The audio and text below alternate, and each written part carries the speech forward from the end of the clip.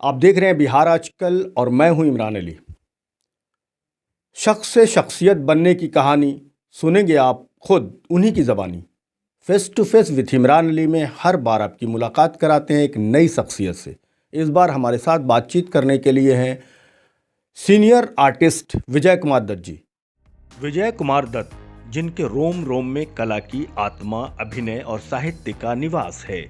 24 सितंबर 1948 को प्रकांड विद्वान पंडित तुलसी दत्त पाठक जी के ज्येष्ठ पुत्र पंडित नर्मदेश्वर पाठक जी के घर में एक दिव्य बालक का जन्म हुआ। 5वीं क्लास से ही पूत के भविष्य का संकेत मिलने लगा जब पहली बार रंगलाल स्कूल में तुलसी जयंती आयोजन में उस बालक के भाषण पर सारे शिक्षक स्तब्ध रह गए और उसे तत्कालीन प्रखंड विकास पदाधिकारी ने पुरस्कार देकर सम्मानित भी किया।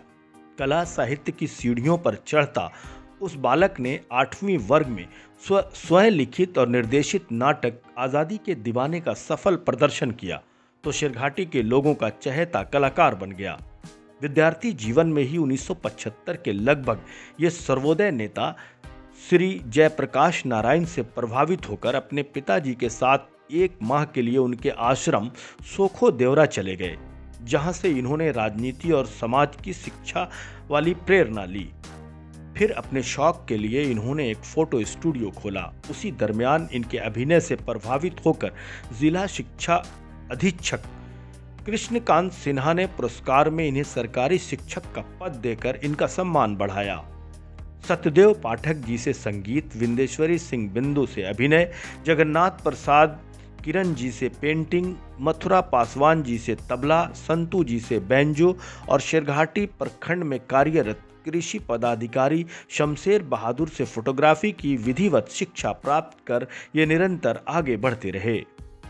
फिर सतीश कुमार मिश्रा जी के सानिध्य में इन्होंने शिरघाटी नगर में कलाकारों को उर्यान्वन बनाने हेतु भारतीय कला मंच की स्थापना की और हस्तलिखित छायांकित पत्रिका कजरी का संपादन कर इन्होंने मगही भाषा का सम्मान बढ़ाया।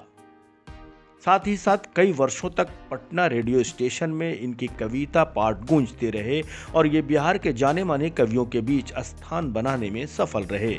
व्याख्याता जनक बाबू के सहयोग से अपने नगर में भी एक वृहद मगही कवि गोष्ठी का आयोजन कर मगही भाषा को गौरवान्वित किया।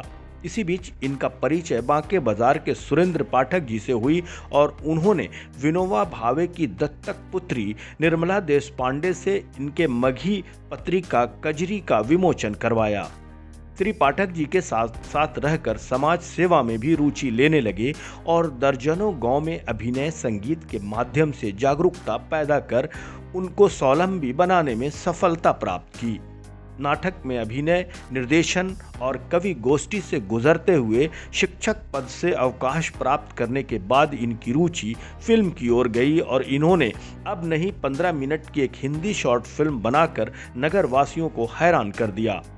दुर्भाग्य से इनके स्टूडियो में आग लग गई और इनकी बनाई हुई पहली फिल्म जलकर राख हो गई। फिर भी हिम्मत के धनी विजय कुमार दत्त ने दूसरी मगही फिल्म कहानी अपन गांव के बनाई जो सफल रही। उसके बाद अब तक फिल्मों में काम किया और नए कलाकारों को मौका भी दिया। इन्होंने नगर की प्रतिष्ठा में 4 चांद लगाया। आज उम्र के 75वें पड़ाव पर भी स्वस्थ रहकर स्कूलों में जाकर निःशुल्क पढ़ाना, साहित्य संगीत के प्रति रुचि जगाना इनको कालजयी बनाता है। विजय कुमार दत्त जी न ये कि सिर्फ कलाकार हैं, आर्टिस्ट हैं, बल्कि कई विधाओं के मालिक हैं। अगर हम इनकी बात करें तो इनके पिता नर्मदेश्वर पाठक जी, जो कि जेपी सेनानी थे, रंगलाल विद्यालय के शिक्षक रहे, प्रधानाध्यापक रहे। इनके दादा तुलसी दत्त पाठक, अंबिका दत्त पाठक जी, ये तमाम लोग जो संस्कृत के विद्वान रहे और इनके पास जो विद्या आई, जो साहित्य आया, वहीं से आया। उसके बावजूद इन्होंने चित्रकारी की, फोटोग्राफी किया, शिक्षक रहे, कलाकार रहे, मिमिक्री किया, मंच संचालन किया, रंगकर्मी रहे, नाटकों में काम किया, नाटकों का निर्देशन किया, फिल्मों तक में ये पहुँचे, फिल्मों में भी काम किया, फिल्मों का भी निर्देशन किया। तो कुल मिला के जो इनका जीवन सफ़र है उसमें इन्होंने कला, साहित्य, संस्कृति के लिए बहुत सारे काम किए। हम इन तमाम चीज़ों को लेकर इनसे बात करेंगे और जानेंगे कि इतनी सारी विधाओं में ये कैसे इतना बेहतर करते रहे और हमेशा सक्रिय भी रहे। सर, आपका स्वागत है बिहार आजकल में। आपका भी स्वागत है। सर, सबसे पहला सवाल कि आपके घर में ज़्यादातर लोगों का टाइटल पाठक है। आपके पिता नर्मदेश्वर पाठक, आपके दादा तुलसी दत्त पाठक या दादा के जो बाबा थे आपके वो अंबिका दत्त पाठक जी। तो लेकिन अचानक से ये आपका नाम विजय कुमार दत्त कैसे हो गया? क्या सुनील दत्त फिल्म एक्टर से प्रभावित होकर आपने अपना नाम विजय कुमार दत्त रखा था उस जमाने में? ये वो बात नहीं है। जो मूलतः हम लोग का टाइटल है भट्ट।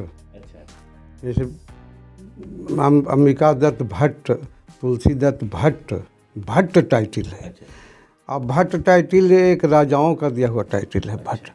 लेकिन बीच में जब यहाँ आए तो पाठक हमारे दादाजी पाठक लिखने लगे, लेकिन उनमें से दत्त लगता था।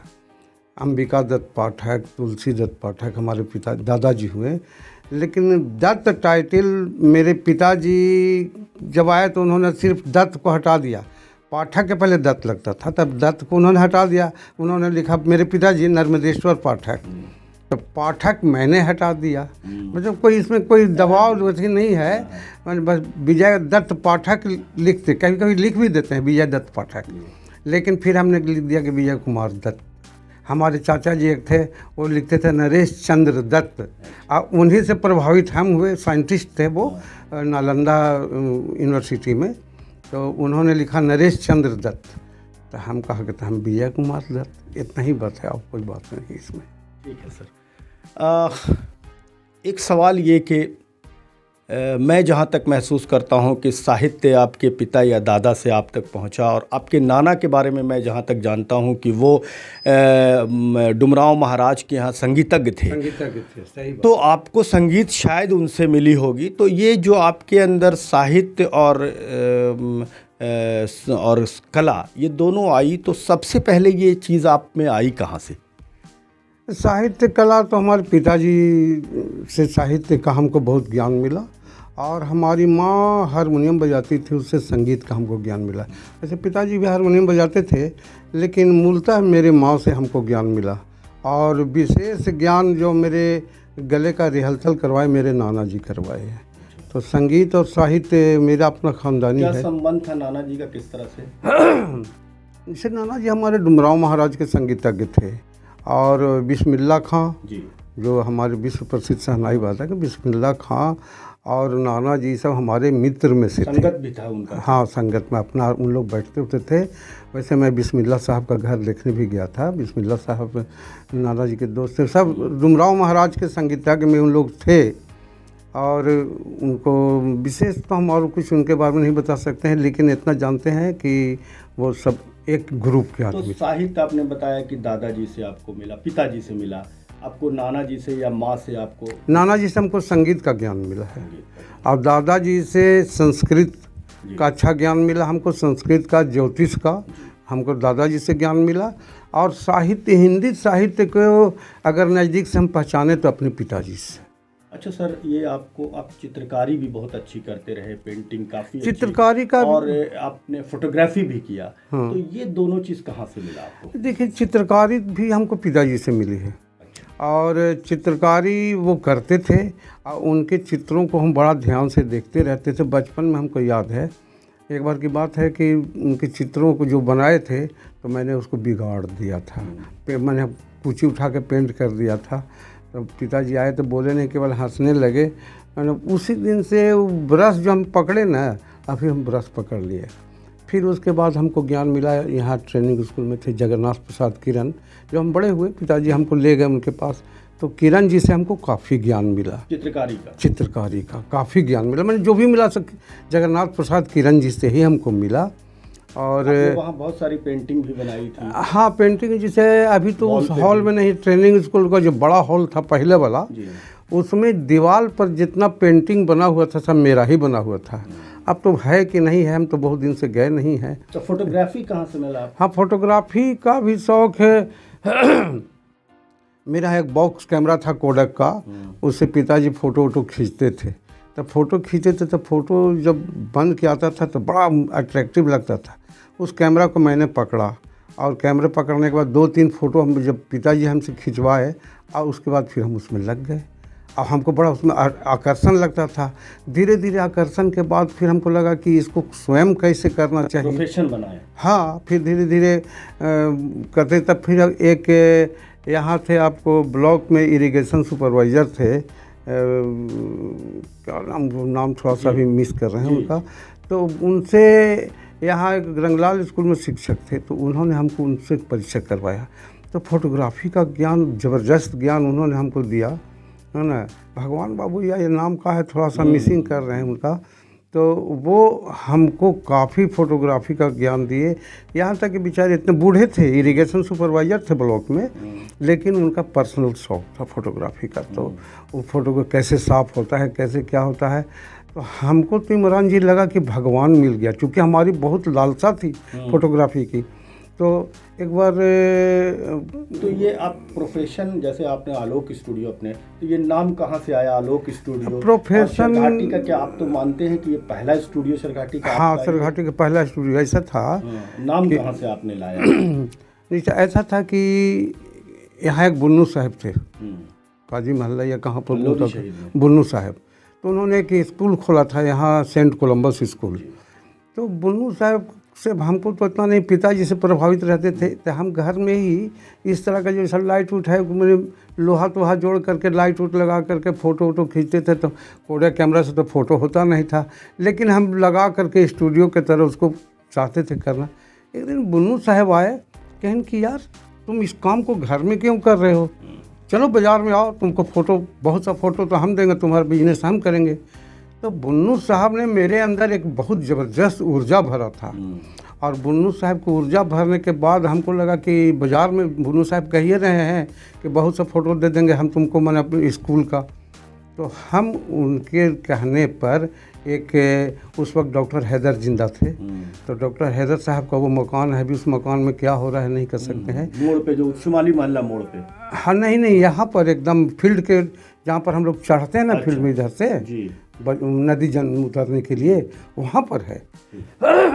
15 रुपये किराया था इमरान जी, 15 रुपये किराया बहुत था उस वक्त। 15 रुपये का मतलब हमारे हिसाब से, आज के हिसाब से 1500 या कितना काफ़ी है। तो हैदर साहब तो बाबूजी से मित्र थे, तो हैदर साहब को कहन कि डॉक्टर हैदर साहब तो कहा कसा, तो वो बड़ा आत्मीय आदमी थे, बहुत मिलनसार। कहन कि क्या रे बेटा, तू स्टूडियो खोलेगा? तो स्टूडियो तो बहुत बड़ा चीज़ है। तो हमने कहा कि हाँ हम खोलेंगे। तो स्टूडियो तो वो हमको दे दिए। अब 15 रुपया किराया तय हुआ, तब 15 रुपया तो हम दे नहीं पाते। तो पिताजी से पूछे ना कि पिताजी 1 महीना हमको 15 रुपया आप काम चला दीजिएगा, ना तो फिर हैदर साहब निकाल देंगे हमको। तो पिताजी हमको कहें कि हाँ हम दे देंगे। हमको हिम्मत हो गया। इमरान जी पहले महीना में हम तो चिंतित थे कि 15 रुपया आवेगा कहाँ से। पहले महीना में हमको 80 रुपया आ गया। अब हम तो इतना खुश हुए कि अरे 80 रुपया तो बाबूजी से हमको मांगना ही नहीं पड़ेगा। अब फिर उसके बाद हम बढ़ते गए। कैसे रखा सर? आलोक किस? हाँ, अभी पिताजी रखे थे। अच्छा। हमने पूछा था पिताजी कि आलोक का मतलब, कहें कि आलोक का मतलब होता है सूर्य का वो लाल प्रकाश। आलोक जिस वक्त सूर्य खिलता उगता है, सूर्य बाहर आता है सूर्य, तो लाल प्रकाश के साथ, तो उसको आलोक बोला जाता है। किन किन बड़े लोगों की जीवन में तस्वीर खींची आपने? मैंने तो समझते हैं कि पूरे अनुमंडल में हम एक ही ऐसी पर्सनालिटी जो देश में मशहूर हो, उनमें से किन की तस्वीर खींची आपने? यहाँ के सब लोग, जैसे यहाँ जो पुराने जैसे राम निवास शाह हुआ, किशोर सिंह हुए, फिर और मथुरा बाबू हुए, फिर और भी, यहाँ तक कि हमने जेपी की तस्वीर भी खींची है, फिर जयप्रकाश नारायण का, और विनोबा भावे का भी खींचा है मैंने, मधुलिमय का चित्र खींचा। डॉक्टर स्कूल के बहुत सारे, हाँ सब पता नहीं, आज तो वो चीज़ नहीं है मिरान जी। पहले सब यहाँ लोग आते थे, यहाँ सारे लोग यहाँ आए हुए हैं। क्या फ़र्क है उस समय के फोटोग्राफी में और अभी वर्तमान डिजिटल दौर में? फोटोग्राफी का क्या स्वरूप बदला है? फोटोग्राफी उस वक्त, फोटोग्राफी में तो अब बहुत टफ काम था फोटोग्राफी करना, तो गया में ही स्टूडियो था। और हम फिर सिरघाटी में जब स्टूडियो खोले तो हमको गया मॉडर्न स्टूडियो हमको काफ़ी मदद किया, मैंने हर तरह से मदद किया। और फिर एक मुखर्जी बाबू थे, ऑटो स्टूडियो खोले, उन्होंने हमको काफ़ी सारा सामान दे करके स्टूडियो को बढ़िया से वेल मेंटेन करवा दिया। हमको पैसा वैसा उन्होंने नहीं लिया, हम कमा कमा करके धीरे धीरे उनको पैसा दे दिया। फिर स्टूडियो मेरा जमने लगा। बीच में फिर स्टूडियो में आग भी लग गया मेरा, आग लग जाने के बाद सब जल गया था। जल जाने के बाद फिर किसी तरह से लोगों के हेल्प से हमने उसको फिर बनाया। अभी क्या अंतर लगता है उस ब्लैक एंड वाइट के ज़माने में और आज कलर और डिजिटल ज़माने में, जो 1 सेकंड में 50 फ़ोटो खींच लीजिए आप, कोई रिस्क नहीं है, पहले रील होता नहीं था। हाँ, तो पहले जो प्लास्टिक का रील आता था सेलोलाइट, जिसको बड़ा प्रोसेस था लंबा। पहले उसको क्या कीजिए कि लीजिए, उसके बाद फिर फ़ोटो खींचने के बाद उसको डार्क रूम में, एकदम अंधेरा रूम, उसमें एक सिगरेट का चमक भी नहीं, फूलिया भी नहीं हो सकता, अगरबत्ती का फूलिया नहीं हो सकता था, वो ख़राब हो जाता था लाइट से। तो उसमें बहुत देर तक 5-10 मिनट तक उसमें धोना पड़ा। फिर उसके बाद डेवलपर के बाद ब्लीचिंग होता था, हाइपो में डाला जाता है। फिटकरी में, हाँ पहले उसको हाइपो में डाला गया। और हाइपो में डालने के बाद फिर हाइपो से निकाल के उसको क्रोम एलम में डाला जाता था, जिसको हम लोग फिटकरी बोलते हैं, तब वो बाहर निकलता था। तो वो हम इनलार्जर से प्रिंट फिर बनाया जाता था। फिर प्रिंट पेपर अलग से लगता था, फिर इनलार्जर मशीन था, झंझट था। लेकिन आज के फोटोग्राफी में तो कुछ है ही नहीं है। हमको तो लगा कि इससे बहुत इजी है, लेकिन इसमें एक कमी हमको इसमें महसूस हुआ कि जो रिटैचिंग की कला थी, जो नेगेटिव पर रिटैचिंग की जाती थी, वो इसमें नहीं हो रहा है। और वो तो चीज़ कंप्यूटर से बहुत कुछ कंप्यूटर से फोटो आप साफ निकाल दीजिए, लेकिन रिटैचिंग करके जो चेहरे को जो बनाया जाता था, वो प्रॉब्लम है इसमें अभी भी। बड़ी कला थी वो। हाँ, वो आज भी प्रॉब्लम है। मैंने फ़ोटो को बहुत क्लीन कर देगा, मैंने आपको सब चीज़ यहाँ से उठा करके कंप्यूटर में यहाँ की चीज़ यहाँ रख देगा, यहाँ चीज़ सब कर देगा। तो डेवलप तो बहुत है। और बहुत पहले जैसे अब डबल रोल का फ़ोटो खींचना पड़ता था, तो 2 नेगेटिव, एक इस साइड से एक इस साइड से, फिर दोनों को जोड़ा जाता था, जोड़ करके बनाया जाता। अब वो नहीं है, अब तो खाली एक बटन टिपिए, इधर का चीज़ इधर, उधर का चीज़, फ़ोटो को उलट दीजिए। तो आज का फोटोग्राफी बहुत अच्छा हमको लग रहा है, माने आसान। ना डार्क रूम की ज़रूरत है, ना कुछ, जहाँ पर बैठे वहीं पर प्रिंट निकल गया, कलर फ़ोटो निकल गया, सब कुछ निकल गया। तो आज का फ़ोटो आसान है, आज बहुत डेवलप है। सर हम आपसे अब आगे बढ़े। मैंने आपसे चित्रकारी के बारे में जाना, साहित्य के बारे में जाना, आपकी फ़ोटोग्राफी के बारे में जाना। हम अपने दर्शकों को एक बात बता दें कि आज जो वर्तमान समय है, आपके हाथ में मोबाइल है, मनोरंजन का एक बड़ा साधन है आपके पास मोबाइल से अगर और पहले चलें तो घरों में टीवी है, सिनेमा हॉल है, लेकिन शेरघाटी में एक समय में मनोरंजन का कोई भी साधन नहीं था। तब न सिनेमा हॉल था, न लोगों के पास टीवी थी। हाँ, उस समय शायद ट्रांजिस्टर या रेडियो रहा होगा और टेप रिकॉर्डर रहा होगा, बहुत ज़्यादा रिकॉर्ड प्लेयर हुआ करता था। लेकिन उस समय शेरघाटी में मंच होना, यानी नाटक, संगीत, कला, साहित्य, ये सारी चीज़ें जो मनोरंजन के लिए जो यहाँ पे कार्यक्रम होते थे, सांस्कृतिक कार्यक्रम, उसमें विजय दत्त जी की एक अग्रणी भूमिका रही है नई पीढ़ी में। अब इन्होंने ये सब कुछ कैसे सीखा और इतना लंबा सफ़र कैसे तय किया, कैसे स्थान बनाया, हम अपने दर्शकों से ज़रूर बात करेंगे। विजय कुमार सर, आप ये बताइए कि आपके अंदर जब कला संस्कृति आई तो ये नाट्य विद्या कहाँ से आया? नाट्य विद्या, या आप मिमिक्री भी करते थे किसी समय में, मंच संचालन भी करते थे, तो सांस्कृतिक कार्यक्रम, यहाँ तक कि आप कुछ गाते भी थे, कवि गोष्ठी में भी रहते थे, ये सारी चीज़ें। तो ये सब हम नाटक से शुरू करते हैं। तो नाटक किनसे सीखा आपने? नाटक हमने सीखा, किसी से कोई ट्रेनिंग नहीं लिया। हाँ, हमारे पिताजी बराबर डायरेक्शन करने के लिए देहातों में जाते थे। सब चूँकि हाई स्कूल के टीचर थे, उनके स्टूडेंट लोग थे, तो उनके गांव में जब नाटक होता था हम जाते थे। तो नाटक देखते थे तो अट्रैक्शन हमको लगता था उसको कि कैसे लोग करता है, पर्दा पर लोग कैसे आता है, तो हमको लगता था। तो थोड़ा पिताजी से सीखे। बढ़ते बढ़ते फिर कुछ संगीत का ज्ञान तो हमारी माँ कुछ दे दी थी, तो संगीत के चलते हम सतदेव पाठक जी के यहाँ हमारे पिताजी परिचय करा दी, जाना शुरू किए। उसी दरमियान नाटक यहाँ नाटक में चर्चित थे बिंदेश्वरी सिंह बिंदु। तो बिंदु सिंह बिंदु थे, तो उनके पास जाने में थोड़ा डर लगता था क्योंकि उम्र कम था। तो फिर भी उनके पास जाना शुरू कर दिए। जा कर के उनको हम देख के चल आते थे। देखते देखते देखते देखते अट्रैक्शन हुआ, फिर हम उनके साथ रहने लगे। तो वो कुछ तो हमको दिए, उनसे हमने बहुत कुछ सीखा है। सतदेव पाठक जी से संगीत और बिंदेश्वरी सिंह से नाटक। बाकी नाटक को हमने खुद से अपने से स्वतः तैयार किया, स्वतः एक्टिंग को मैंने समझा। और उस वक्त तो कोई टीवी भी चलता नहीं था, तो फिर भी लोग जहाँ नाटक होता था ना इमरान जी, हम दौड़ के चल जाते, चाहे ऐसा 10 कोस काहे ना हो। साइकिल है तो साइकिल, पैदल है तो पैदल चल देते थे। अच्छा, आपके समय में मनोरंजन का क्या साधन था? हमारे समय मनोरंजन का यही साधन था, बीच बीच में संगीत प्रोग्राम और नाटक। इसके अलावा और कोई मनोरंजन का साधन हमारे यहाँ नहीं था। रेडियो उस समय निकल गया था, लेकिन रेडियो कम तो लोगों था को ही, रेडियो तो घर घर में था। अच्छा। तो मनोरंजन का साधन था कि वही रेडियो में देखने वाले में रेडियो में सांझ के समय लोग चौपाल उपाल ज़्यादातर सुनते थे पटना रेडियो से। और समाचार सुनने के लिए तो मैंने वही समाचार ही मनोरंजन था। टेप रिकॉर्डर कब आया? टेप रिकॉर्डर बीच में आया। हमको लगता है टेप रिकॉर्डर सबसे पहले यहाँ लगभग 82-83 में टेप रिकॉर्डर आया। और पहला टेप रिकॉर्डर डॉक्टर महेश लिए, पहला टेप रिकॉर्डर। और दूसरा टेप रिकॉर्डर फिर हम लिए। तो सिर्फ 2 ही आदमी के पास टेप रिकॉर्डर था, डॉक्टर महेश बाबू और एक मेरे पास। तो टेप रिकॉर्डर के समय में भी एक आनंद आया, जब कुछ बोलो और तुरंत रिकॉर्ड हो जाए, बोलो रिकॉर्ड हो जाए। तो कौतूहल का विषय था। तो उस वक्त फिर कुछ गाना वाना गा करके, कुछ डायलॉग बोल करके रिकॉर्डिंग करने लगे। अच्छा, आप मिमिक्री किससे सीखा? मिमिक्री के लिए मंच संचालन? मिमिक्री ब्रज किशोर जी करते थे ना। ब्रज किशोर जी गया के बहुत अच्छे मानिंद कलाकार थे और उन्होंने फिल्मों भी के काम किया था। तो बिंदेश्वरी चा के स्टेज जब होता था ना, तो वो आते थे बराबर। तो वो कुत्ते की, बिल्ली की, सबकी बोली बोलते थे और तरह तरह की। तो हमको लगा था कि ये बोल सकते हैं तो हम काहे नहीं बोल सकते हैं।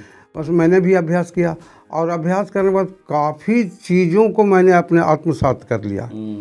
तो एक बार जैसे मिमिक्री में अब जो सरंगी बजाता है सब भरथरी लोग, तो भरथरी लोग सरंगी बजाता है, तो सरंगी बजाता था तो उसको हम 25 पैसा 4 आना उस वक्त बोलते थे, 4 आना दे करके और बजवाते थे।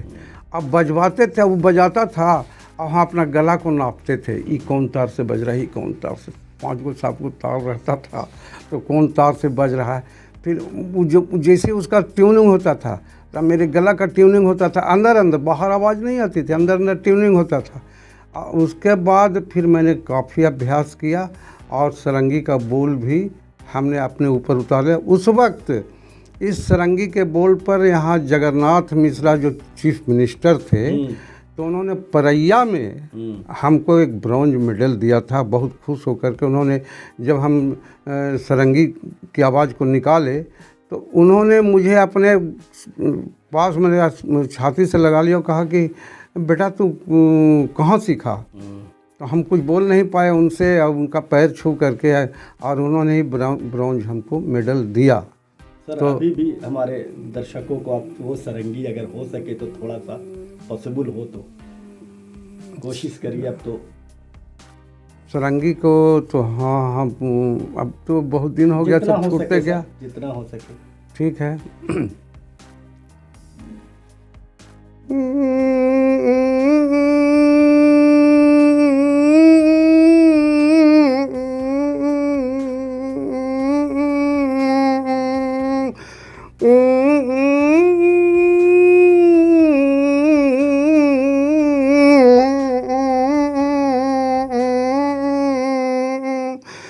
मैया गोपी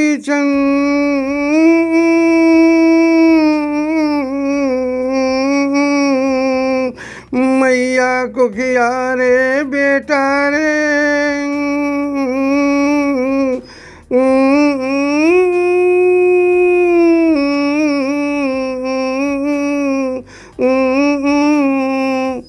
अब उसमें होता कि जब रज्जन से रगड़ा जाता था तार को, जब रज्जन किया जाता था एक घरघराहट आती थी। वो घरघराहट भी आपको हम अभ्यास किए थे। तो जब तार में घरघराहट आती है तो कैसे तार बोलता है,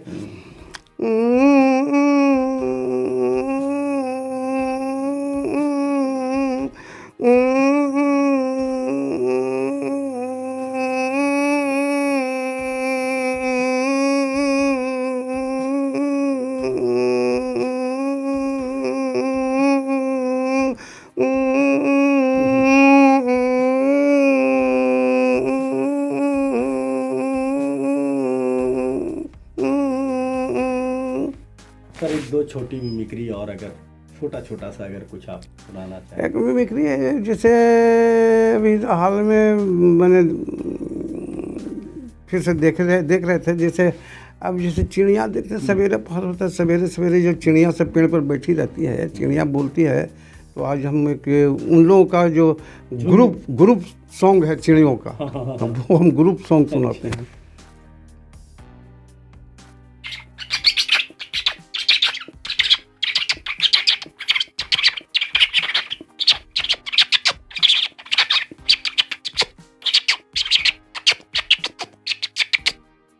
very good sir, thank you.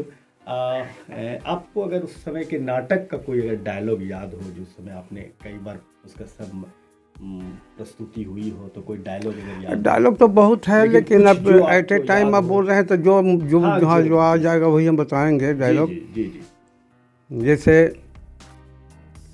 Bhagat Singh का एक डायलॉग हम अभी बोल रहे हैं कि जब अंग्रेज उनसे कहता है कि मिस्टर भगत सिंह तुम, आपने रोल किया था क्या भगत सिंह का? हाँ, भगत सिंह का मैंने रोल किया था।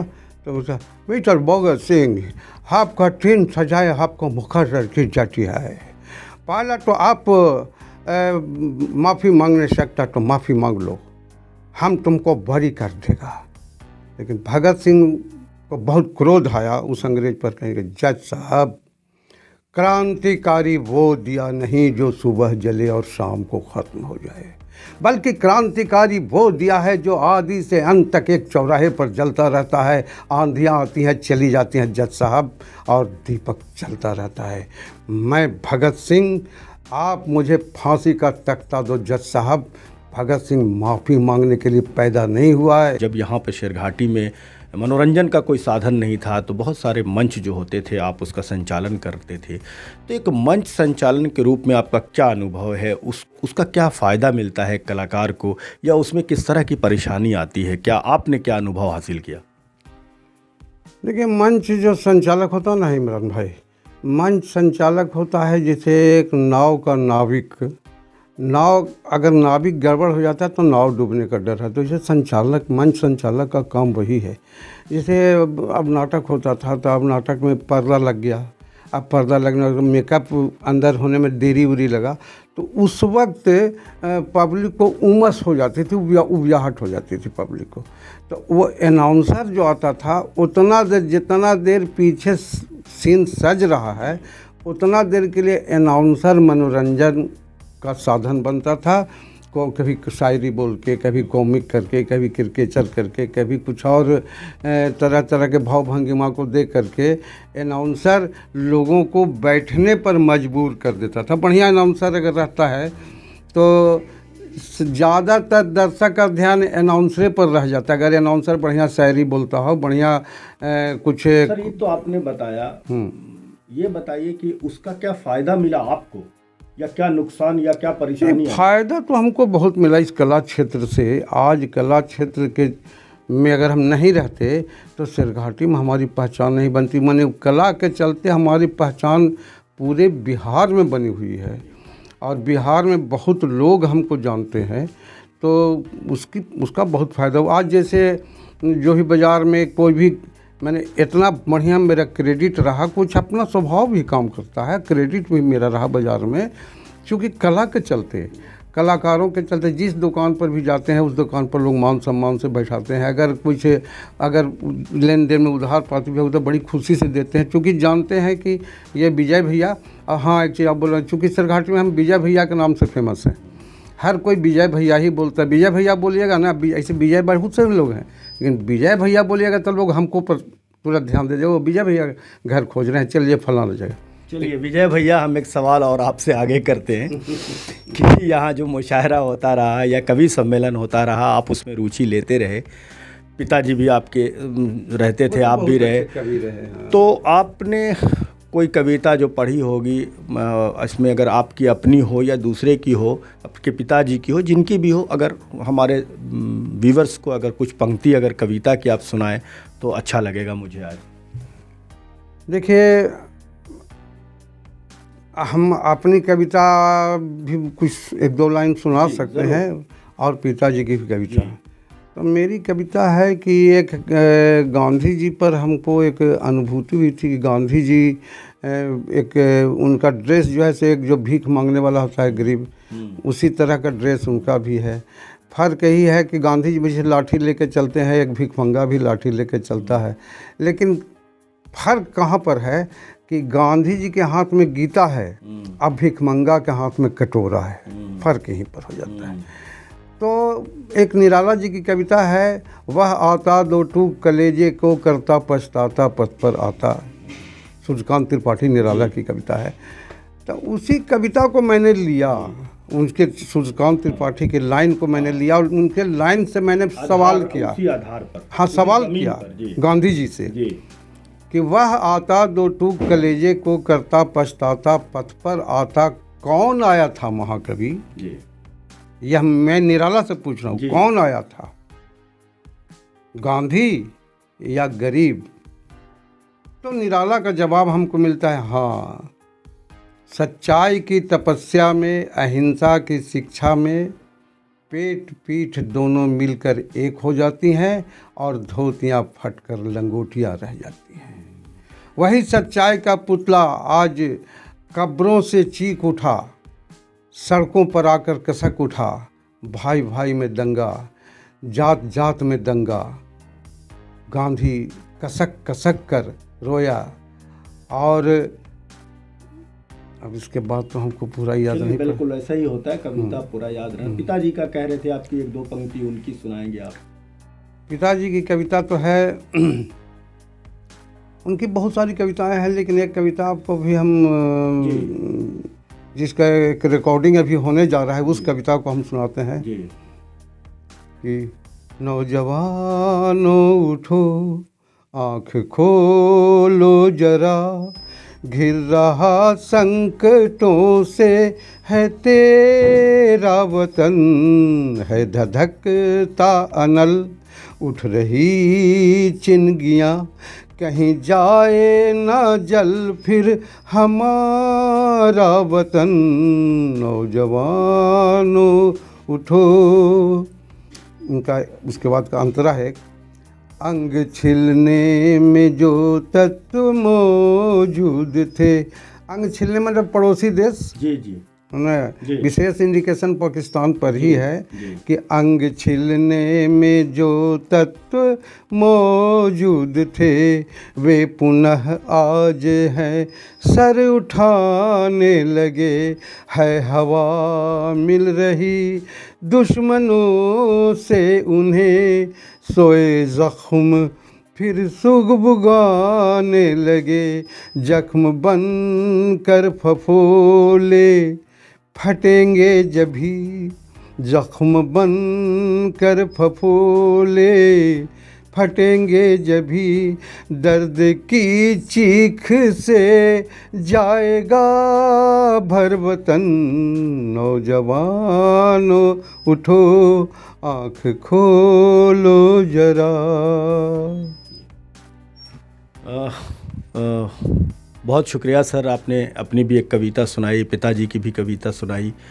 अब क्योंकि मैं ज़्यादातर इंटरव्यू करता हूं अगर कोई सिंगर या कलाकार से, तो अभी जो माहौल है उसमें ज़्यादातर लोग भोजपुरी सुनाना चाहते हैं, लेकिन जो मगध का क्षेत्र है या मगही भाषा है, मगही भाषी तरसते हैं कि उनको कोई मगही भी सुनाता। एक ट्रेंड हो गया है, मार्केटिंग भोजपुरी की है, तो ज़्यादातर स्टेज सिंगर भोजपुरी ही गाते हैं या सीखते भी हैं। लेकिन आपने कई बार बहुत पहले से मगही को पकड़े रखा है और मगही के लिए आपने काम भी बहुत किया है, मगही को लिखा भी है बहुत, मगही साहित्य पर आपने काम किया है, तो अब मगही रचना जो आपकी है, अगर उसको हमारे दर्शकों को आप अगर सुना दें कुछ मगही गीत, तो बहुत अच्छा लगता हमारे दर्शकों को। मगही गीत इमरान जी, मगही पर तो मेरा बहुत ज़बरदस्त ध्यान रहा है, क्योंकि मगह क्षेत्र में मगही का कोई सम्मान नहीं लोग दे पा रहा है।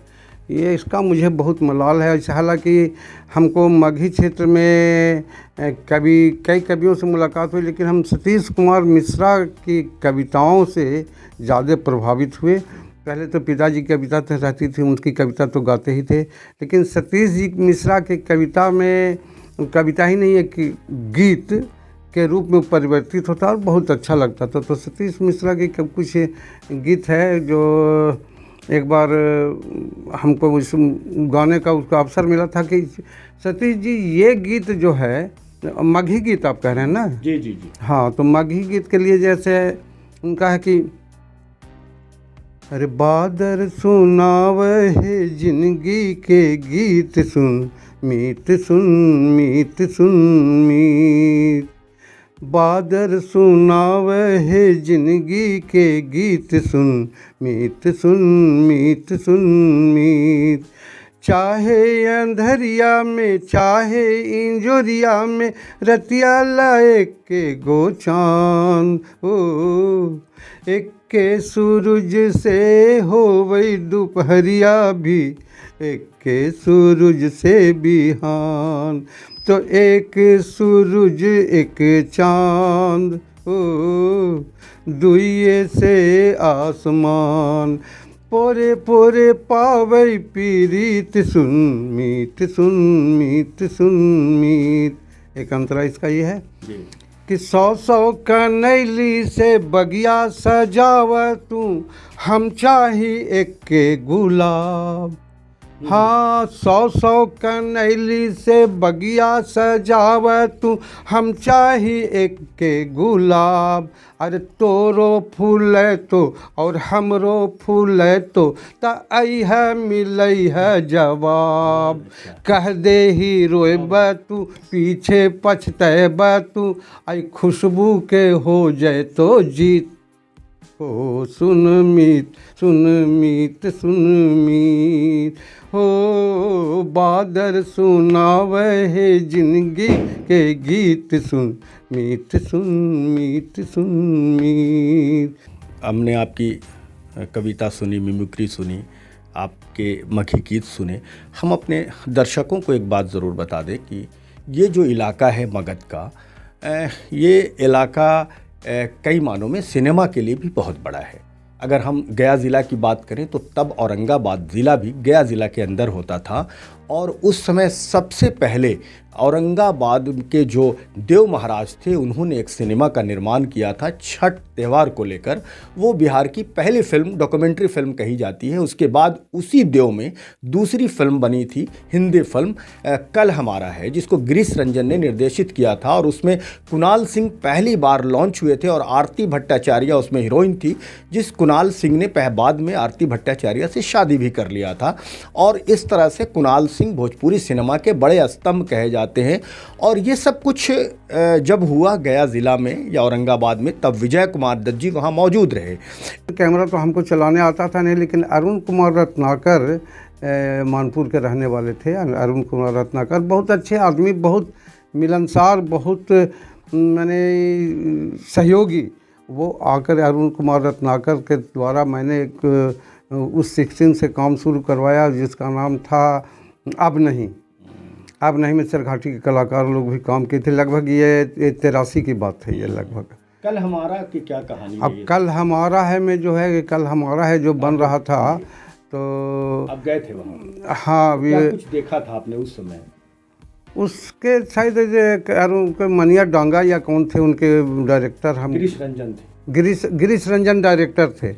तो भाई उस वक्त इतना लालसा हमको थी कि हमारे क्षेत्र में फिल्म बन रहा है। पता लगा कि देव में फिल्म बन रही है। यहाँ से इमरान भाई देव चले गए। देव जाने के बाद जहाँ पर सब थे, हम और हमारे बांके बाजार के मित्र थे रामेश्वर जी, हम लोग दोनों वहाँ पर पहुँचे, वहाँ पर देखे सब। उसके बाद कुछ देर के बाद सब चले गए। वहाँ से करीब 3 कोस दूर शूटिंग हम कहे कि हमको तो कोई नहीं लेगा, तो हम लोग 3 कोस इतना भरी दोपहरिया में 3 कोस गए। मैंने उसमें अगर आधा शूटिंग ख़त्म हो गया हम लोग को जाते जाते।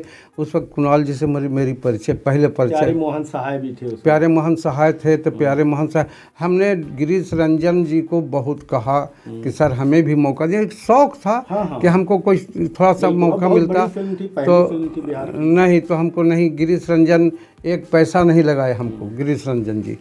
तो गिरीश रंजन जी वैल्यू नहीं दी, हमको उनका पैर पकड़ लिए थे कि सर हमको थोड़ा सा मौका दीजिए, तो नहीं दिए। फिर अरुण खोपकर उसके जो डांस डायरेक्टर थे वो हमारे मायूसी को समझ चुके थे, कहीं क्या तुमको हम देते हैं। अरुण खोपकर हमको उसमें एक गीत था कल हमारा है में कि डारो रंग डारो आज होली है ना, तो हम उसमें गए तो हमको खड़ा कर दिए सबसे आगे, और खड़ा कर दिए, उसमें खाली अबीर लेके दौड़ना था। हम उसमें उत्साहित थे, खड़ा कर दिया गया, खड़ा हो गया और बड़ा उत्साह से हम रंग अबीर को उड़ाए। और जब पिक्चर बना तो उसमें हम गायब हैं। हम के वाह। अच्छा, जब बिंदेश्वरी बाबू ने ज्वाला दहेज में काम किया, हमरी दुल्हनिया में काम किया, तो ये आपके तो गुरु रहे, तो फिर हाँ, तो बिंदेश्वरी शाह के कहने के अनुसार राजगीर में शूटिंग हो रहा था, श्री गोपाल उसके डायरेक्टर थे। और उस वक्त वहाँ पर अरुण गोविल भी आए थे। उस वक्त रामायण नहीं बना था। अरुण गोविल एकदम नौजवान 18-20-25 बरस के लगते थे उस वक्त, माने लगभग। तो अरुण गोविल से फिर बीच में हमारी दोस्ती भी जम के हो गया अरुण गोविल से। अरुण गोविल और हम लोग साथ वही राजगीर में कोई लॉज था, उसी में हम लोग ठहरे हुए थे। और इनका बिंदेश्वरी शाह का शूटिंग चल रहा था ज्वाला दहेज की, तो उसमें सोमा आनंद भी थी, उसकी हीरोइन सोमा आनंद थी। और उसमें काम क्यों नहीं मिला आपको? काम तो मिला था हमको, उसमें हमको काम मिला था कि उसमें काम मिला था। गोपाल आ करके मेरे जब उसमें जो उसमें हारमोनियम बज रहा है, मेरा ही हारमोनियम बज रहा है उसमें। हमसे हारमोनियम यहाँ से उसके जो डायरेक्टर थे श्री गोपाल, हमसे हारमोनियम मांग के ले गए थे वो। और हमको कहें कि आओ तुमको रोल में तुम्ही को हारमोनियम बजाना है, शो करना तुम्ही को। तो हारमोनियम बजाने के लिए हम बहुत खुश थे कि सोमान डांस करेंगे, हम हारमोनियम बजाएंगे। अब हुआ कहा हम गए, तब जिस दिन हमको बुलाएं गोपाल जी, तो उस दिन बिंदेश्वरी शाह बोल दें कि तुम हम फिल्म रोकवाएंगे ना, तुम कल आओ, कल आओ। कल गए तो गोपाल जी तो हम पर बिगड़ गए, खैर कि तुम लोग यही करते, धोखेबाजी करते हो, यही सब बिहार के लोग तरक्की नहीं करता है। हम कहते हमको तो बिंदेश्वरी शाह बोली थी कि कल आओ, तो हम उस हिसाब से तो हम ठीक टाइम पर आएंगे। कहें क्या बुढ़बा कल जान, तो 11 बजे रात में हमको जाना पड़ा गया, और गया जा कर के वो हारमोनियम वादक को लाना पड़ा, धोखा दे दिया। उसके बाद फिर गोपाल जी कबाड़ गए, बिगड़ गए हमको। फिर रोल हमरी दुल्हनिया बनी, तो हमरी दुल्हनिया के समय में हम नहीं थे। अच्छा, उस वक्त हम नहीं थे। अभी जो आपके ये मित्र ने बनाया हमार स्वाभिमान, अभी हाँ, हमार स्वाभिमान में राम बाबू से परिचय है। हमार स्वाभिमान के शूटिंग के समय, शूटिंग तो उसका बाहर हुआ था शायद राजस्थान में, जयपुर, उत्तर प्रदेश में प्रतापगढ़ में हुआ था शूटिंग। तो उसमें हम नहीं गए थे, लेकिन उनसे परिचित तो हमारा। ये रैम्बो बनाने का विचार कैसे आया? रैम्बो विचार मेरा नहीं था। हम तो मायूस होकर अपना रहते थे किनारे कि हम अपने करेंगे खुद काम, जो भी करना होगा हम अपना देखने के लिए स्वतः सुखाए तो बना सकते हैं ना। स्वतः सुखाए के लिए हमने कैमरा खरीदा, वीडियो कैमरा भी अपना फिर लिया। वीडियो कैमरे का ज़माना आया तो वीडियो कैमरा स्वतः सुखाए हमने पिक्चर भी बनाया, 2-3 पिक्चर हमने बनाया। तो रैम्बो जो हम बैठे हुए थे, तो ये मेरा ही शिष्य है आपको बिहारी, है ना, अमरिंदर बिहारी। तो दिलावेश भाई को आगे हमने सहयोग किया और वो कॉलेज में शूटिंग हो गई, और उसका मैंने अच्छा परफॉर्मेंस हुआ। उसमें बहुत से लोग लोकल कलाकार भी काम किए। तो वही हमको रैम्बो नाम तो उन्हीं का धरा हुआ है, दिलावेश जी का। वो दिलावेश जी का राइटिंग डायरेक्शन दिलावेश जी का है। हम इसमें केवल प्रोड्यूसर के रूप में रहे हैं। ये जो कला क्षेत्र से शिक्षक बनने का सफ़र रहा, तो क्या आपने उसके लिए अभी जो जिस तरह से शिक्षक बनने में इतनी मुश्किलें आती हैं, शिक्षक बनना बहुत मुश्किल काम है, उस समय जो आप शिक्षक बने तो कैसे बने, क्या प्रयास किया आप शिक्षक बनने के लिए? ये कहानी है 78-79 की कहानी है कि उस वक्त हमको टीटी कॉलेज में एक सांस्कृतिक कार्यक्रम किए थे हम। तो सांस्कृतिक कार्यक्रम देखने के लिए उस वक्त DSC के सिन्हा थे और DO बेला लड़ी थी, वो लोग भी पदाधिकारी बैठे हुए थे। जी। तब मेरे कार्यक्रम से न जाने उन पर क्या प्रभाव पड़ा, सवेरे उन लोगों ने बुलाया हमको, बुला करके और क्वालिफिकेशन वगैरह पूछने के बाद कहा कि नौकरी करोगे। तो हमको बड़ा हंसी छूटा। हम कहे नहीं नौकरी नहीं सर, नौकरी हम नहीं करेंगे, हम तो तुम अपना स्टूडियो चलाते हैं। तो कहें कि हट करो ना नौकरी, क्या लगता है नौकरी करने में। अब हम कहे नहीं सर नौकरी हम नहीं करेंगे, नौकरी हम खोज लिए हैं, हमको नौकरी खोजते खोजते थक गए, चप्पल घिस गया, हम नौकरी वोकरी करने। अब हम अपना पैसा वैसा लगा के स्टूडियो खोल लिए। अब हम नौकरी के लिए प्रयास क्या किया था पहले? हाँ इंटरव्यू वगैरह दिया था, जहाँ जहाँ तक वो मेरे पिताजी साथ ले जाते थे, इंटरव्यू दिलवाते थे, नहीं सफल हुए होंगे तो नहीं सफल हुए। तो वो कहें कि नहीं नौकरी तुम करो। हम कहें तो हम कितनों ना कहें, हम 3-4 बार ना बोल चुके कि नहीं सर हम नौकरी करेंगे ही नहीं। तो कहें कि अच्छा तुम नौकरी भी करो हम और तुम्हारा स्टूडियो भी चले तब। हम कहें हाँ सर हम स्टूडियो को बर्बाद नहीं करेंगे। तो कहें कि अच्छा तुम्हारा नौकरी भी हो स्टूडियो भी चले तब नौकरी करोगे। हम कहें हाँ तब हम करेंगे। तो तुरंत प्रिंसिपल साहब को बोले कि इसका नाम लिख लीजिए। प्रिंसिपल साहब टीटी कॉलेज में नाम लिख लिया। हम ट्रेनिंग 2 साल कर लिया। 2 साल ट्रेनिंग करने के बाद वो हमको मनमाना पोस्ट दे दिए और शिक्षक हम हो गए। और ऐसे तो इसमें लंबी कहानी है, उतना कितना हम करते कितना बताएंगे, लेकिन हमारा पहला पोस्टिंग हुआ बिशनपुर में, बांके बाजार रोड में, चौगाई से आगे, और वहीं रहे। और बहुत उन्होंने हमको ये कहा था कि देखो तुमको कोई जाके स्कूल में पढ़ाने के लिए हम तुमको नहीं बुला रहे हैं, हमारे यहाँ एक सांस्कृतिक कर्मी की ज़रूरत है और जो कि बच्चों को सांस्कृतिक गतिविधि से परिचय कराए, इसके लिए हम तुमको बहाल किए हैं। हम कहते हमको करना क्या होगा, क्योंकि तुमको विभिन्न स्कूलों में जाना होगा, जा करके तुम वहाँ उनको सिखाना होगा। और हम कहे कि तो फिर मेरी हाजिरी, तो कहें कि तुम वही हाजिरी बना देना और वहाँ से हाजिरी यहाँ आ जाएगा जहाँ ड्राइंग डिस्पर्सिंग ऑफिसर है कि हाँ यहाँ हाजिर है। और जिस दिन तुमको नहीं रहे कोई जाने का मन, नहीं तो स्कूल में रहो। तो फिर धीरे धीरे मन तो नहीं। आपका डायरेक्ट विशुनपुर में हुआ या उससे पहले? नहीं डायरेक्ट नहीं हुआ। तो क्या हुआ? जैसे हम तो मैंने सबसे पहले बहाली क्या की, बहाली हमको कर दिए डुमरिया चौंधा, कोई चौंधा गाँव है, चौंधा कर दिए। तो हम सोचे कि तो मेरा स्टूडियो का हमको तो शर्त था कि स्टूडियो भी चले और नौकरी भी करे। तो जब तो हम लोगों से पूछे कि चौंधा गाँव कहाँ, तो कहें कि 7 नदी पार है। हम कि 7 नदी पार है। हम तुरंत लेटर हमको जो मिला, लेटर लेके हम डीएससी के पास पहुंच गए कि कहा सर 7 समुंदर पार दे दिए, हम जाएंगे कहीं नो नहीं जाखिए लेटर अपना।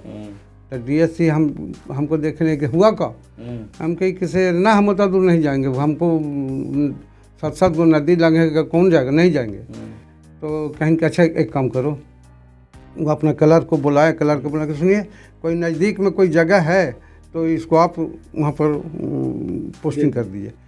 तो नज़दीक में हमसे पूछे, वो जो क्लर्क से पूछे कि परसावा जाइएगा। तो परसावा चूँकि परसावा के लोग हमारे स्टूडियो में फ़ोटो खिंचाते थे, तो हमको लगा परसावा बुझा नज़दीक है। बोलते थे कि हम पूछते थे कि परसावा कहाँ, तो वहाँ के बगले में। तो बगले शब्द जो था ना बड़ा सारा जटिल शब्द था।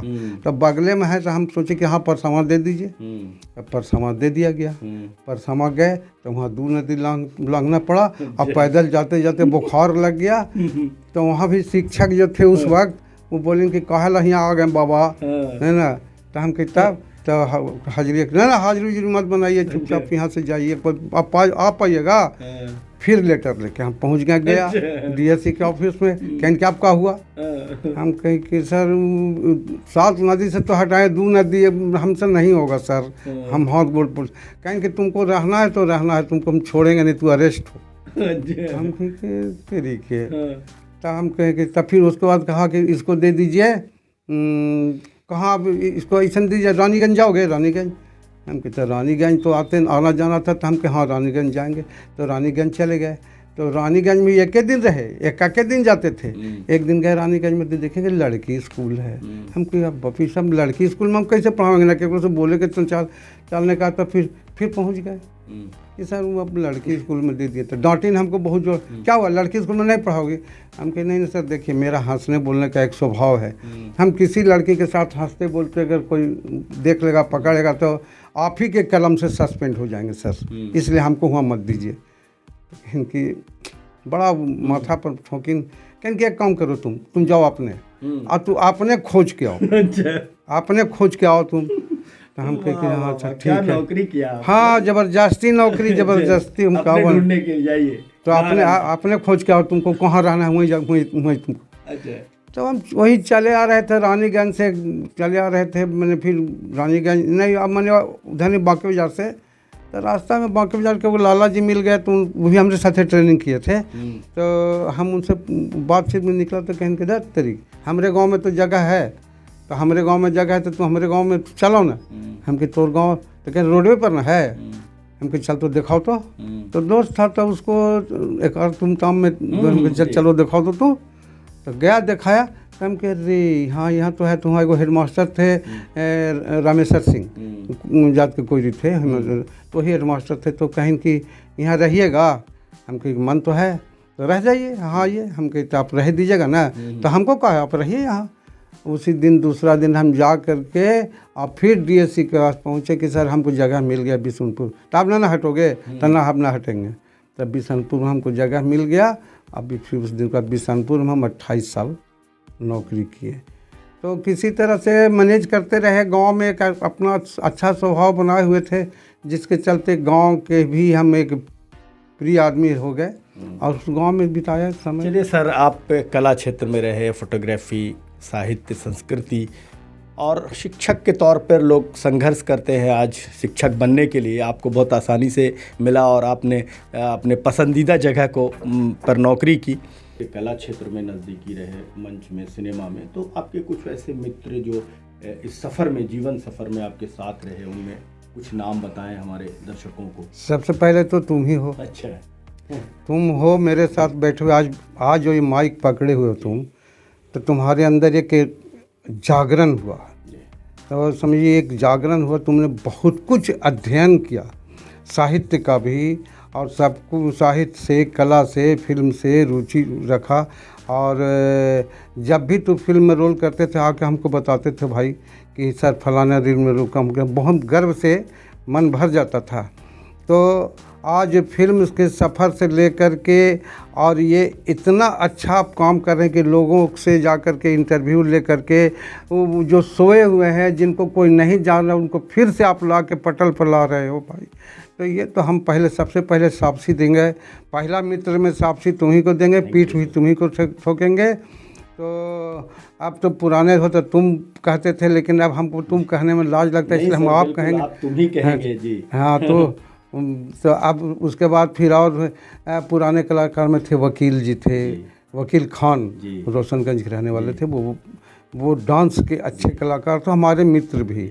फिर शिवदानी जी थे बांके बाजार, और फिर उसके बाद हमारे सामाजिक क्षेत्र में सुरेंद्र पाठक जी से तो हमने बहुत कुछ सीखा। और उनके बांके बाजार भरुहार के रहने वाले थे। सोशल एक्टिविटी तो हम जो समाज सेवा सचमुच सीखा, तो पहला समाज सेवा सीखा था जेपी से, जयप्रकाश नारायण जी से। उनके साथ हमको रहना पड़ा था, कम से कम महीनों भर हम जेपी के साथ रहे। और जेपी के बाद फिर दूसरा अगर हमको मिले तो सुरेंद्र पाठक जी मिले, बांके बाजार के सुरेंद्र पाठक जी, हम उनको नहीं भूल सकते हैं। और सुरेंद्र पाठक जी से के सानिध्य में हमको मैंने आपको बड़े बड़े मैंने मंत्रियों से भी हमारी जान पहचान हुई। और सुरेंद्र पाठक जी में एक खासियत था कि जब भी वो मंच करते थे तो कहते थे कि जब तक विजय कुमार दत्त मेरे मंच पर नहीं गाएंगे, मंच का उद्घाटन नहीं होगा। तो उनका उद्घाटन था मेरा गीत, चाहे कुछ कहीं कि कुछ भी आप गुनगुना दीजिए। और कौन तो पाठक जी, फिर शिवरानी जी हुए, फिर मथुरा उस्ताद जी हुए, सब हमारे माने कुछ गुरु भी थे। और फिर संत कुमार संतू जी बोलते थे। अभिन्न मित्र में जो मैंने हमारे सहयोगी में सबसे रहे तो नवीन सिंह रहे, वो बिंदेश्वरी बाबू के लड़का थे नवीन सिंह। बहुत ही सहयोगी, उनके सहयोग से सरघाटी में काफ़ी मंच हुआ। और नवीन सिंह के समय के जो नवीन सिंह के उम्र के लोग थे उसमें थे कुंजन कुमार जी आ जाते थे, और फिर वकील खान थे, सितारे खान थे, वो उस समय के कलाकार थे।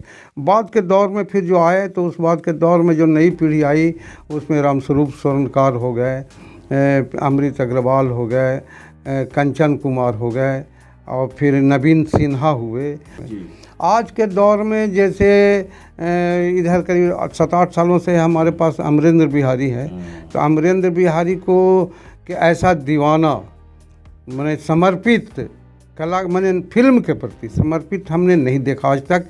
अपने उम्र का ये पहला आदमी इतना समर्पित कि सुतते उठते, यानी तुम्हारे बाद तुम तो पहले काम कर चुके, लेकिन अभी वर्तमान के दौर में बता रहे हैं हम। अमरेंद्र बिहारी हुए, मोंटी हुए, फिर हमको ये राजेंद्र राजा हुआ बांके बाजार के, फिर नीरज कुमार हुआ, फिर संजय काली हुआ, ये अभी के दौर में है। बता में जाइए तो एक जावेद था जो गिटार बजाता था, और उसको कौन सरवर आलम, अरे भाई सरवर आलम तो जो गाता था ना, जो सरवर आलम था या का जो गाने वाला था, तो नाल बजाते तो नाल बजाने वाला भी सरवरे था, तब टाइटल दोनों में अलग अलग था। तो एक सरवर था जो गाता था, आज भी बहुत अच्छा गाता, उसकी आवाज़ में है जादू है।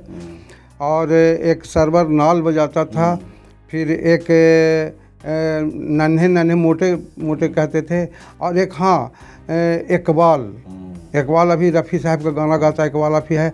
लेकिन इकबाल के पिताजी थे नन्हे कव्वाल, नन्हे कव्वाल साहब को से भी हमने बहुत कुछ सीखा, और वो इतने सहमीलू आदमी थे कि हमको आज भी उनका नाम लेते हैं। तो उनका लड़का है अभी इकबाल, तो इकबाल नन्हे साहब, और एक हुआ आपको हसीन दिलवर है जिसका अभी घड़ी उड़ी का दुकान है, तो हसीन दिलवर बहुत अच्छा गाता था।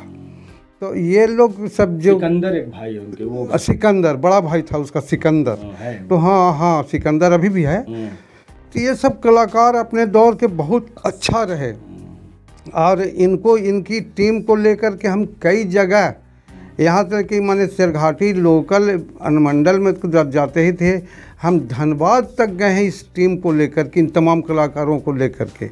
तो ऐसे बहुत सारे कलाकार लोग हैं जो कि अभी बहुत से करीब गुमनाम हो गया। तपन चक्रवर्ती यहाँ से चले गए, अब गुमनाम है तपन चक्रवर्ती बेचारा, उसको सब छोड़ दिया। सबने अनुपम जी के बारे में बताया, राकेश जी के बारे में बताया, और जो बच्चे हैं आपके यहाँ और परिवार में जो बच्चे हैं या और आपके जो संबंधी हैं, तो कौन कौन लोग कला क्षेत्र में कौन कौन लोग हैं? और कला क्षेत्र में तो रुचि हम देख रहे हैं कि सभी को है करीब करीब। जैसे अभी मेरा पोता है प्रांजल, उसको भी काफ़ी इंटरेस्ट है कला क्षेत्र में, और वो तो अभी तो उसने एक छोटा मोटा फिल्म भी बनाया, और सारा काम एडिटिंग वगैरह से ले करके शूटिंग और उसका पोस्टिंग जो सब कुछ आपने किया। तो हमको कभी कभी हैरत लगता है कि इतना तो काम अभी हम भी नहीं कर पाए, या इस उम्र में तो खैर सोचने की बातें नहीं। तो प्रांजल हुआ, फिर और भी हमारे ख़ानदान में करीब करीब सब शिक्षित लोग हैं और कला से रुचि। अभी ये हमारे जो मंझले दामाद हैं चिंटू मिश्रा, अभी आप देख रहे होंगे तस्वीर में, चिंटू मिश्रा जी कुमार सानू के साथ खड़े हैं। ये अच्छे म्यूजिशियन हैं, और झारखंड में एक अच्छे म्यूजिक मतलब इनका कंपोजिंग होता है, और दूर दूर से इनके कई गाना तो फिल्मों में भी चला गया है। और ये अच्छे अपने इलाका के बहुत अच्छे गायक भी हैं और म्यूजिक के कंपोजर भी हैं। चलिए सर, आखिरी सवाल, क्या संदेश रहेगा नए कलाकारों के लिए, नई पीढ़ी के कलाकारों के लिए? नया कलाकारों के लिए हम तो यही संदेश देंगे कि थोड़ा सा जो कला विलुप्त हो रही है चारों ओर से, उसमें थोड़ा रुचि जगना चाहिए, क्योंकि ये एक ऐसा साधन है जब आदमी कभी गम में डूबता है तो कला उस वक्त उसको बहुत मदद करता है। इसलिए कलाकारों को अपना मेहनत करना चाहिए, और हमारे तरफ से जब तक मैं हूँ उन कलाकारों को जितना सहयोग बनेगा हम करते रहेंगे। और उनको संदेश मेरा ये है कि बस वो लोग थोड़ा मेहनत करके कला को जीवित रखें, और हमारा मगह क्षेत्र थोड़ा सा पिछड़ा है इस लाइन में। इस लाइन में आगे बढ़ने की बात है, यही मेरा संदेश है कलाकारों के लिए। ठीक है सर, बहुत बहुत धन्यवाद, आपने हमसे बात किया, आपका बहुत बहुत शुक्रिया। धन्यवाद, आपके बहुत बहुत धन्यवाद।